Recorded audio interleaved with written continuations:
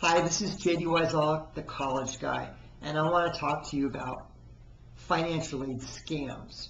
As a student or the parent of a student that's about to head off to college, you've got to be very careful because you are on the list of a lot of shady people. You got a target on your head. You're going to get a lot of offers by phone and by mail for scholarship searches or telling you you've won a contest or a scholarship. And most of them are total scams. Seriously, it's this huge business. It's a huge problem that costs parents over $100 million every year. And that's just what gets reported. I'm sure the actual amount is much, much higher. So let me tell you what to watch out for. First, let me give you the goal of someone who's trying to scam you. It's one of two things. One, to get you to pay for something that isn't going to help you and in fact is a total waste of time and money. Or two, to get you to disclose your personal information so they can steal or abuse your identity. With that said, here's what you've got to be careful of. Anyone calling you to tell you that your student has won an award or scholarship and they just need some personal information like a bank account number or a credit card number to process your award.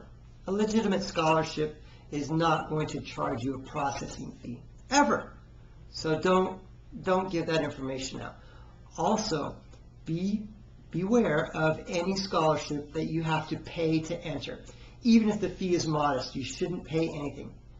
Many of those types of scholarships are just lotteries, meaning that they collect a ton of money up front from unsuspecting parents and then award one token scholarship just so they don't get in trouble with the law. And technically, it's legal, but don't waste your time on it. It's still a scam. Go down to Circle K and buy some lottery tickets instead. The result will be about the same.